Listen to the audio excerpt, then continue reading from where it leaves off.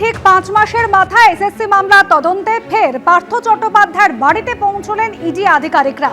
নোটিশের পরেও গড়হাজির কেন্দ্র বাহিনী নিয়ে আজ সকাল 10:45 নাগাদ হাজির হন ইডি আধিকারিকরা। প্রাক্তন শিক্ষামন্ত্রীর নাকতলার বাড়িতে পৌঁছয় এনফোর্সমেন্ট ডিরেক্টরেট।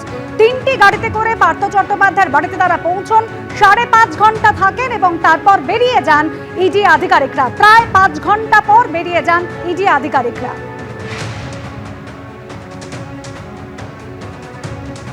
শনিবার দিন প্রায় 5.5 ঘন্টার ওপর ধরে জিজ্ঞাসাবাদ করা হলো প্রাক্তন শিক্ষামন্ত্রী পার্থ চট্টোপাধ্যায়কে।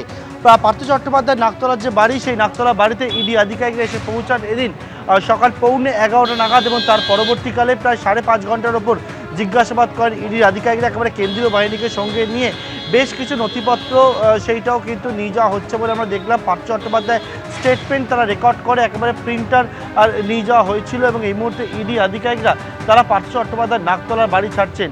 সকাল 11:15 নাগাদ পার্থ চট্টোপাধ্যায় বাড়িতে এসে পৌঁছান ইডি আধিকারিকরা।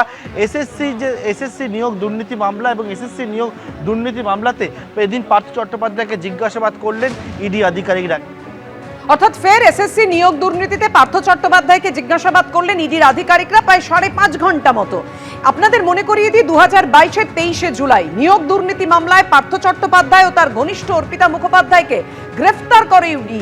19 ঘন্টা জিজ্ঞাসাবাদের পর অর্পিতা মুখোপাধ্যায়ের 2টি ফ্ল্যাট থেকে নগদ 50 কোটি টাকা উদ্ধার হয়। অর্পিতা মুখোপাধ্যায়ের বাড়ি থেকে উদ্ধার হয় 11 কেজি সোনার গয়নাও। 2025-এর 11ই নভেম্বর প্রায় 3 বছর 3 মাস পর বন্দী থাকার পর জামিন পান পার্থ চট্টোপাধ্যায়।